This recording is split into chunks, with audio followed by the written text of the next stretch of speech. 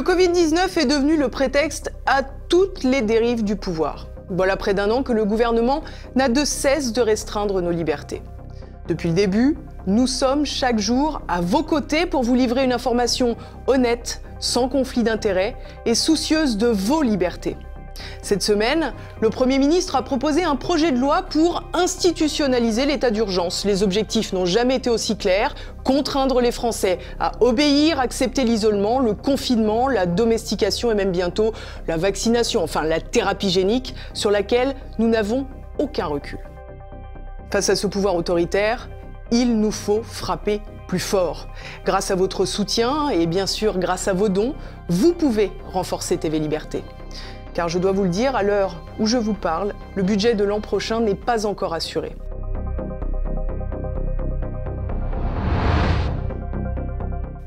Pourtant, les liens que nous avons tissés, l'aventure que nous avons dessinée depuis maintenant de longues années doit continuer. Nous devons frapper encore plus fort. Alors, je compte sur vous.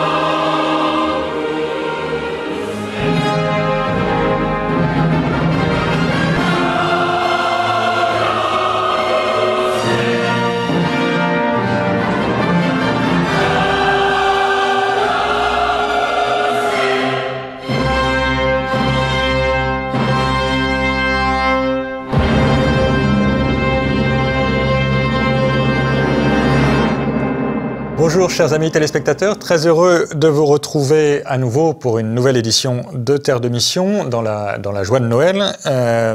Au programme aujourd'hui de nouveau 3 séquences un peu allégées pour cause de coronavirus. Nous recevrons d'abord Grégoire Pupinck pour parler par téléphone, il ne sera pas physiquement présent sur le plateau, pour parler des derniers combats sur nos libertés, que ce soit les combats pour la liberté de culte qui nous a un peu occupés en novembre-décembre dernier, donc jusqu'il y a une quinzaine de jours, et puis le combat qui va nous occuper dans les semaines qui viennent, le combat pour la défense du droit des parents à éduquer leurs enfants selon leurs convictions, notamment la défense de l'instruction à domicile, mais aussi de toute la liberté scolaire.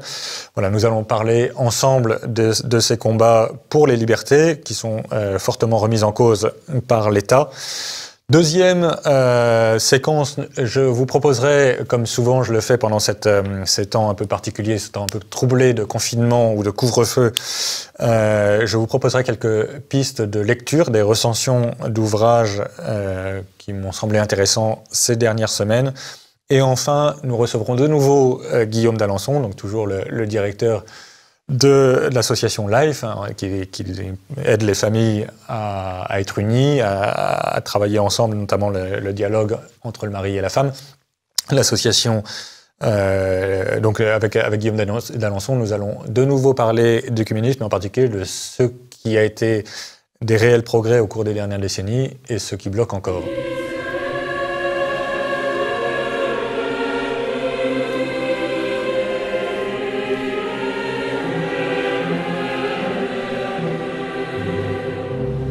Bien, nous revenons sur le plateau de Terre de Mission et comme je vous l'annonçais la semaine dernière, nous recevrons de nouveau Grégoire Pupinck, le directeur de l'ECLJ. La semaine dernière, nous parlions ensemble d'objection de conscience. Aujourd'hui, ce que je vous propose, c'est que nous parlions un peu de liberté religieuse, de liberté de conscience, donc de choses plus pratiques, de liberté d'éducation aussi, de choses plus pratiques, nos libertés concrètes. Aujourd'hui, nous avons un débat qui monte dans la société française autour de l'école à la maison. Le projet de loi anciennement sur le séparatisme islamique propose de sévèrement encadrer l'instruction à domicile.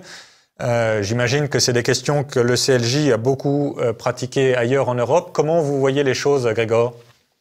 Voilà, les choses sont, merci Guillaume de votre invitation, les choses sont sérieuses effectivement. Ce projet de loi est une vraie régression en termes de liberté. C'est un projet de loi qui, il faut le dire, est anti-libéral, puisque précisément il revient sur une liberté pour en faire une exception. S'agissant de l'école à la maison, c'était une liberté. Oui, c'est un droit des parents qui est garanti par la Convention internationale des droits de l'homme, qui est garanti par un certain nombre de textes assez fondateurs pour notre droit et notre jurisprudence. Comment est-ce que vous pensez que le gouvernement peut aller contre ces conventions qui sont quand même assez contraignantes, non ? Oui, ces textes sont relativement contraignants. Et en tout cas, il est très net que l'intention du gouvernement est contraire à l'esprit des rédacteurs de la Déclaration universelle des droits de l'homme et de la Convention européenne des droits de l'homme. À l'époque, il faut se souvenir, en 1948, on faisait confiance aux familles et on se méfiait de l'État.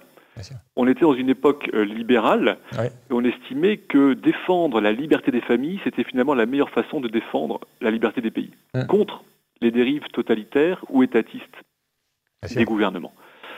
Donc confiance aux familles, méfiance envers l'État. Aujourd'hui, on constate une situation inverse où le gouvernement se méfie des familles et de la religion et oblige tout le monde à avoir confiance, une confiance abusive de mon point de vue, d'ailleurs non partagée, envers l'État et en particulier envers l'éducation nationale.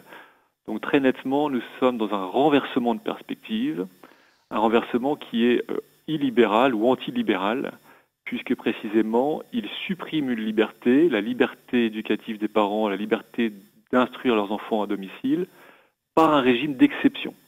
Et comment est-ce que on sait bien que là, c'est une suppression de liberté. Comment est-ce que vous expliquez que cette dérive illibérale soit justement le fait des démocraties libérales qui accusent d'autres pays d'être illibéraux ? Enfin, je pense en particulier au débat qu'il y a en ce moment entre les pays d'Europe de l'Ouest et la Hongrie ou la Pologne, qui sont accusés d'être illibéraux et de mettre en cause l'état de droit, et qui en revanche reconnaissent beaucoup plus de liberté aux familles que nous, et donc d'une certaine façon, nous devrions être considérés comme plus illibéraux que la Hongrie ou la Pologne, non ? C'est ça. En fait, je pense que ce sont deux modèles d'antilibéralisme différents. Le modèle polonais et hongrois, il se réfère plutôt à une forme d'ordre naturel. C'est ça.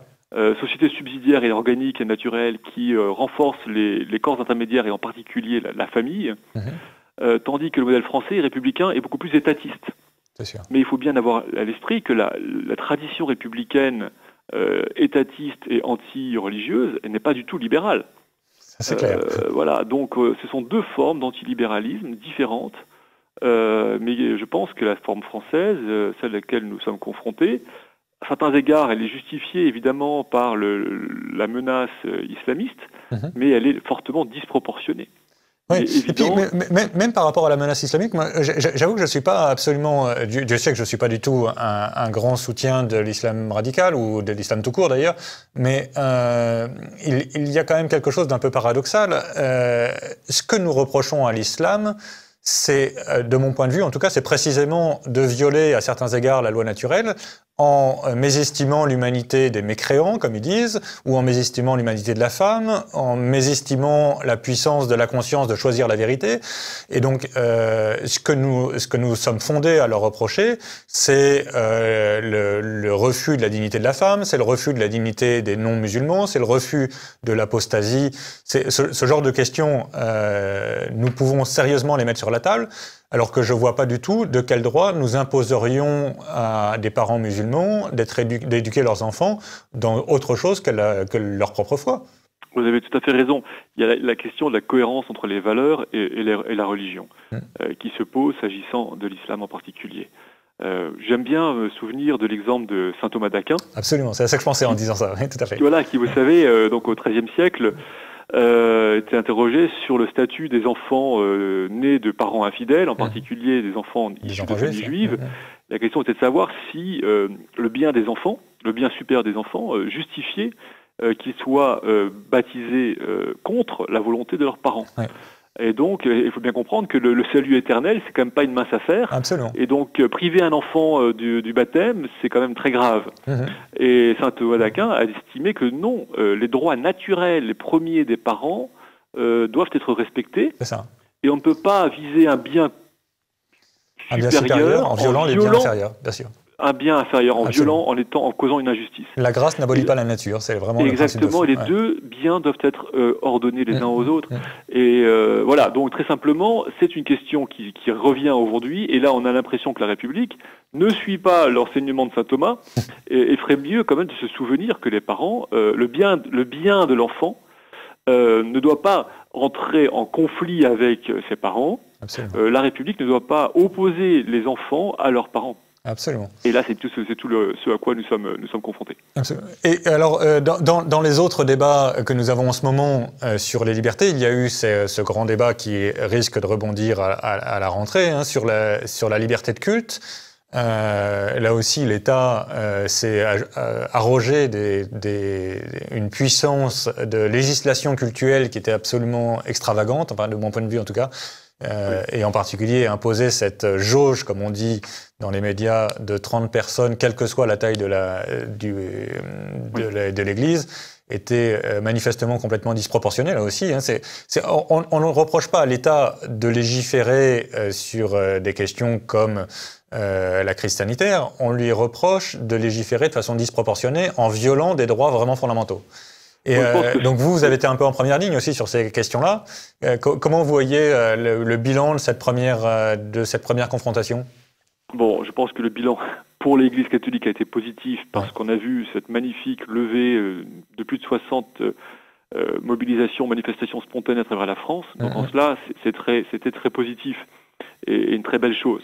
Oui. Maintenant, ce que nous devons apprendre, et ce que nous avons vu, c'est que le gouvernement a une vision foncièrement négative des religions, y compris du christianisme. Absolument. Et ça, c'est problématique. Ça se voit encore s'agissant du sujet de l'école à la maison, où le gouvernement a dit quand même que les parents ne peuvent pas demander l'exemption de l'école de la scolarisation obligatoire pour leurs enfants en raison de leurs convictions morales et religieuses. Mais seulement pour des motifs relatifs, par exemple, à la santé ou à la pratique d'un sport ou d'un art.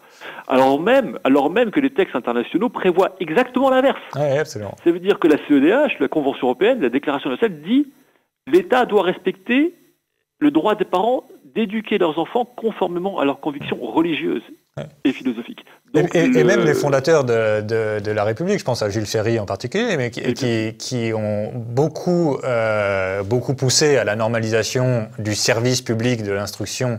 Je mets des guillemets, mais enfin, vous voyez ce que je veux dire. Des gens qui ont été quand même très loin dans le jacobinisme scolaire continuaient à penser que les instituteurs n'étaient que des auxiliaires des pères de famille. On a quand même un petit peu évolué entre Jules Ferry et Emmanuel Macron. Mais tout à fait. Les enfants n'appartiennent pas à l'État. Ils sont de la responsabilité première des parents. Et ça, c'est un élément de droit naturel qui est fondamental. Dès qu'on y porte atteinte, on cause une injustice et des violences. Absolument. Et donc, mettre en conflit, comme je le disais tout à l'heure, les parents avec leurs enfants ne sera simplement que cause de violences supplémentaires. Ça ne réglera aucunement le problème. C'est clair. Merci beaucoup, cher Grégoire Pulpinck, de cet éclairage sur les combats que nous avons et que nous allons avoir dans les mois qui viennent pour défendre nos libertés. Merci à vous.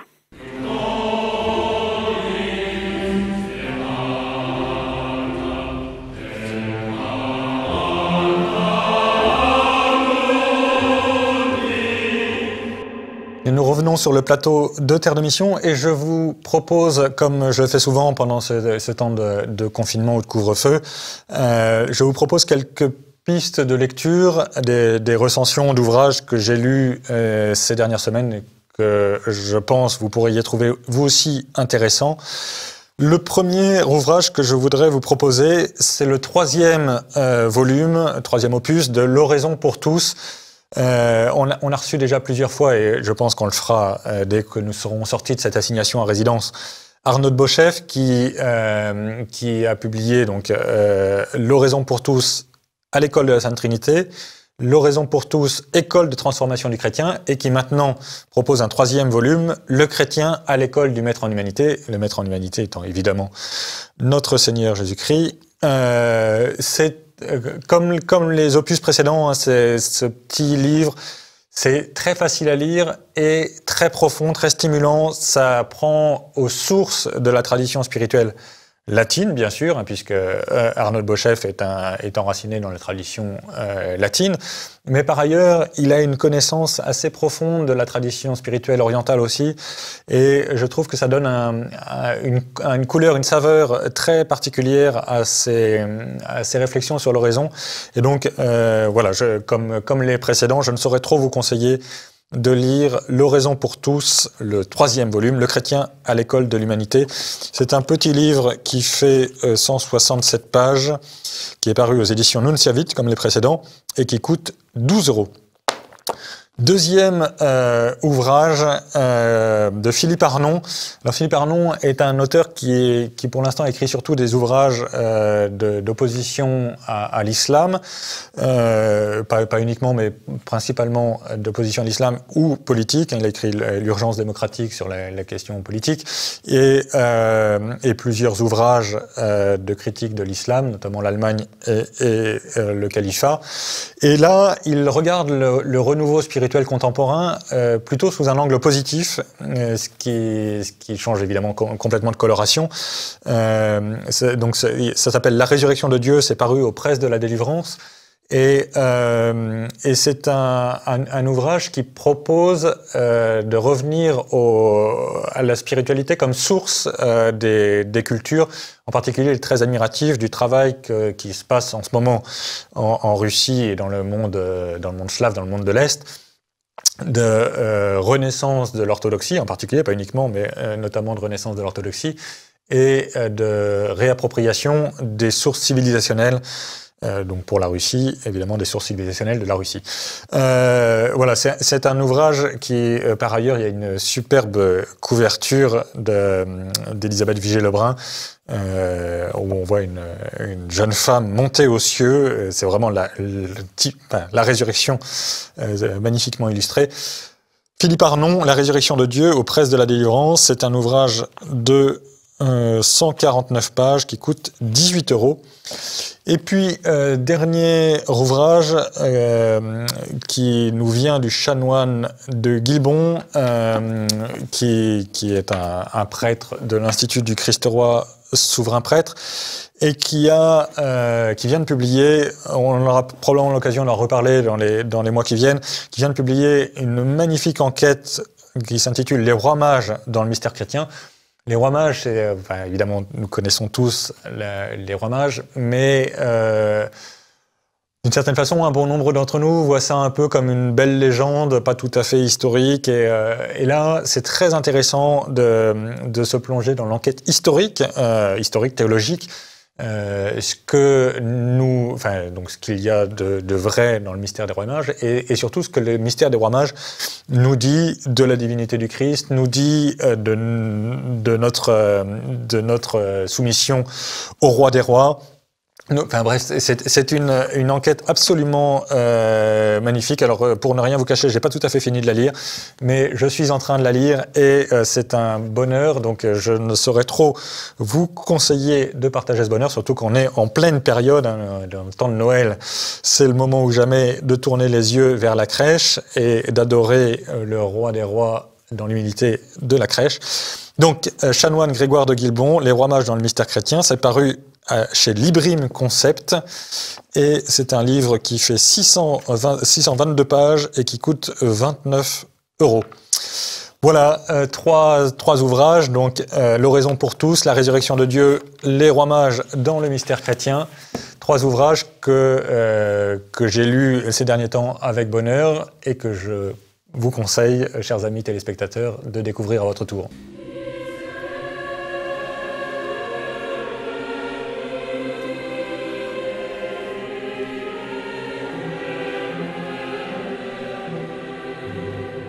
Bien, nous revenons sur le plateau de Terre de Mission. Nous recevons de nouveau Guillaume d'Alençon. Bonjour Guillaume. Bonjour.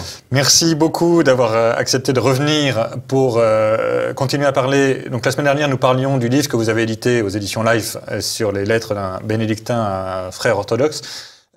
Aujourd'hui, ce que je voudrais, c'est qu'on se concentre un peu sur les avancées et les blocages de l'œcuménisme, parce que ça a été très en vogue ces dernières décennies de dire le communisme, enfin comme l'Europe, hein, il y avait des cabris qui sautaient comme. Mais en réalité, ce qui marche vraiment, c'est pas vraiment ce sur quoi on avait insisté dans les années 70. Pour faire simple, je dirais qu'il y a un œcuménisme des martyrs, en particulier persécutés par l'islam radical, catholiques et orthodoxes ensemble. Et évidemment, ça vaut aussi pour le communisme. Le communisme a réuni d'une certaine façon catholiques et orthodoxes dans la persécution. Donc, premier sujet, le communisme des martyrs. Deuxième sujet, le communisme monastique, dont on parlait la semaine dernière. Et troisième sujet, peut-être le communisme de la loi naturelle, c'est-à-dire qu'on est ensemble dans les combats pour la famille, pour la vie de l'innocent à naître, etc. C'est très, très superficiel ce que je dis. Vous voyez quoi? Parce que vous êtes quand même un assez bon observateur, très sympathisant de l'orthodoxie, bien enraciné dans le catholicisme. Vous voyez comment les pistes de progrès dans l'œcuménisme, les blocages, donc voilà. Alors, moi je reviens à ce que je vous disais la semaine dernière. C'est tout d'abord reconsidérer la foi du premier millénaire, se réapproprier. Catholiques, d'ailleurs, les catholiques auraient tout à fait intérêt à réinvestir les pères de l'Église. Notamment les pères de l'Église. Voilà, les pères de l'Église, les dogmes, et puis toute la belle doctrine spirituelle. Je vois un axe aussi, un second, qui est celui de la réflexion sur la primauté. Oui. Alors qui ne concerne pas les protestants, parce qu'on ne peut pas partager avec eux sur ce sujet. Mais la primauté, dans l'Évangile, c'est pas un fake. C'est un appel du Christ. Et donc, cette notion de primauté, qui est à l'image du Christ, qui est à la pierre d'angle de l'Église, eh bien, a un sens profond, y compris chez les orthodoxes, puisqu'ils ont toute la hiérarchie que nous connaissons, hiérarchie ecclésiastique. Et qui reconnaissent même la primauté, la pierre angulaire de Pierre comme vicaire du Christ, ils le voient bien, sauf qu'ils n'imaginent pas qu'il y a une juridiction de cette pierre angulaire sur leur... Nos amis russes, habituellement, disent la primauté d'honneur. C'est ça. Voilà. Alors, c'est vrai que les honneurs, on s'en passe. C'est plutôt, qu'est-ce que ça veut dire, la primauté? Saint Ignace d'Antioche, qui est né en Orient, et qui est mort martyr en Occident, a écrit des belles lettres, notamment une lettre aux Romains. Ouais. Et dans cette lettre aux Romains, il précise son désir de mourir pour le Christ, d'être vraiment le froment des bêtes, et en même temps, il exprime à quel point mourir en martyr à Rome est pour lui un honneur incroyable à la suite de l'apôtre Pierre. Ouais, voilà, de Pierre. Donc ça, c'est une première chose. Il y a des passages extraordinaires dans ces lettres de Saint Ignace d'Antioche. Vous avez aussi Saint Cyprien, le traité, le De Unitate, le De Unité de l'Église. Donc tous ces pères... reçus de part et d'autre. Mais bien sûr. Alors, c'est toujours le problème, c'est qu'on reçoit ceux qu'on veut bien recevoir et ceux qu'on veut pas recevoir, on les reçoit pas. C'est toujours comme ça que ça se passe avec l'hospitalité. Mais en tout cas, dans ce cas-là, on a des phares. Et là, on peut pas l'ignorer. Et quand on regarde les crises que vivent nos frères orthodoxes en ce moment, d'excommunication en excommunication, on se dit qu'il y a un besoin de primauté. Ouais. Ils ont une manière de gérer la communion qui nous fait penser plus à la Saint-Barthélemy parfois qu'au Concile de Trente, cette grande assemblée d'évêques unis pour proclamer des dogmes de foi magnifiques. En tout cas, ce que je retiens de ces efforts vers l'unité, c'est en considérant de manière méditative ce que disait saint Ignace d'Antioche, c'est que le primat, c'est le primat de la charité. Et que Pierre, en mourant, en donnant sa vie pour l'Église, il a donné un témoignage de charité. Donc la primauté de l'évêque de Rome, c'est une primauté à la charité. Et comme on sait, justice et vérité s'embrassent, amour et paix se rencontrent. Et bien donc la charité et la vérité marchent ensemble. Et donc en fait, l'évêque de Rome, c'est pas une primauté de pouvoir, c'est l'opposé de ça. Ça, c'est ceux qui ont des yeux bling-bling. C'est le bling-bling qui nous... Voilà. Mais la primauté de Pierre, c'est cette primauté... au service de la proclamation. Voilà. Et au service de ses frères. Et d'humilité. Et d'humilité. Et d'humilité. Serviteur des serviteurs, c'est quand même c'est très abaissé. Oui. Et je dirais même, pour parler de nos frères protestants, un livre, Rome Sweet Home, qui est paru il y a quelques années, dans lequel l'auteur, qui est un ancien pasteur, disait « Je n'arrive pas à trouver dans l'Écriture l'adage sola scriptura ». Eh bien moi, je dirais, si je peux me permettre d'interpeller fraternellement nos frères orthodoxes, où avons-nous trouvé dans l'Écriture une interprétation autre de la primauté et chez les premiers pères que celle de l'Église catholique actuelle. Alors, certains qui rejoignent l'orthodoxie et qui viennent des rangs catholiques, parce que la liturgie s'est un petit peu protestantisée, ou bien parce que ils ont été très touchés par les pèlerins, le récit d'un pèlerin russe, exemple, ou la splendeur du chant, voilà, quelque chose de fort, de puissant, de viril, de tout ce que vous voulez, ou de très féminin, comme une belle icône extraordinaire. Bon, voilà. Eh bien, j'ai envie de dire à ces frères catholiques qui sont tentés par l'orthodoxie, que moi aussi je suis tenté par l'orthodoxie, que je trouve que c'est très beau. Mais les récits d'un pèlerin russe ne remplaceront jamais les manuscrits autobiographiques, la montée du Carmel de Saint Jean de la Croix, toute la grande tradition spirituelle catholique qui a toute sa valeur. Et évidemment qu'il faut considérer la beauté des Saint Séraphin de Sarov ou Séraphin de Sarov, qui a écrit des lettres magnifiques. Ça ne me dérange pas de reconnaître sa sainteté, personnellement. Moi non plus, en fait, moi non plus. Parce que le bon Dieu s'y retrouve. Mais comme Olga, la grande duchesse Olga, qui est morte martyre en 917, le père Daniel Lange écrit une très belle biographie. Elle a été martyrisée en haine de la foi, donc, et de la foi orthodoxe. Donc, oui, c'est certain, c'est certain. Mais après, il y a quand même une question sur j'allais dire les malentendus. Alors, il y a les malentendus historiques. Il y a évidemment le schisme lui-même. Il y a la croisade, la 4e à Constantinople, qui laisse quand même encore maintenant des traces, qui est quand même absolument hallucinant d'ailleurs. Mais aujourd'hui encore, beaucoup d'orthodoxes nous reprochent. Enfin, ils oublient un peu facilement que le pape a excommunié les croisés qui avaient été pillés Constantinople. C'est pas exactement l'église latine qui a été pillée l'église de Reste, c'est pas tout à fait ça. Et on oublie les conciles dont on parlait la semaine dernière, ces conciles d'unité, Lyon et Florence. On oublie aussi que jusqu'au XIVe siècle, saint Thomas était lu à Byzance, et inversement, on lisait les théologiens byzantins, Palamas était lu en Occident. On a partagé des débats théologiques.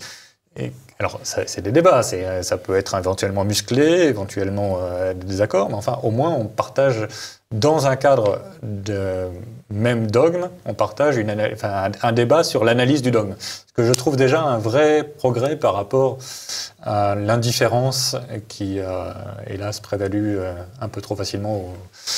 Oui, parce qu'en fait, pourquoi, à mon avis, l'œcuménisme s'est délité à partir des années 70, même s'il y avait ce vœu pieux de retrouver des liens profonds, c'est parce qu'en fait, comme on s'est écarté, nous, catholiques, du dogme et de la liturgie, eh bien, les relations ne pouvaient qu'être superficielles. Et c'est probablement pas tout à fait par hasard que l'œcuménisme a fait des progrès substantiels sous Benoît XVI, notamment avec l'orthodoxie, mais sous Benoît XVI, qui a proposé un certain nombre de retours à notre tradition liturgique, un certain nombre de retours à l'interprétation orthodoxe de Vatican II. Tout n'était pas entièrement satisfaisant, évidemment, tout n'était pas réglé par quelques déclarations.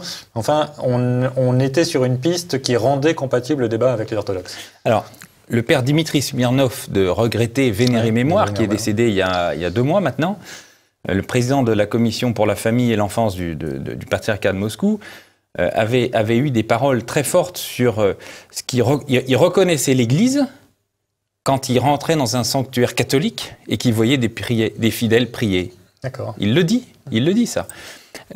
Donc, ça veut dire que le mystère de l'unité dépasse. Et de la même façon que nous autres, quand nous prions avec des orthodoxes avant un moment fort dans le cadre d'une rencontre pour la famille, pour la vie, etc., nous expérimentons l'unité.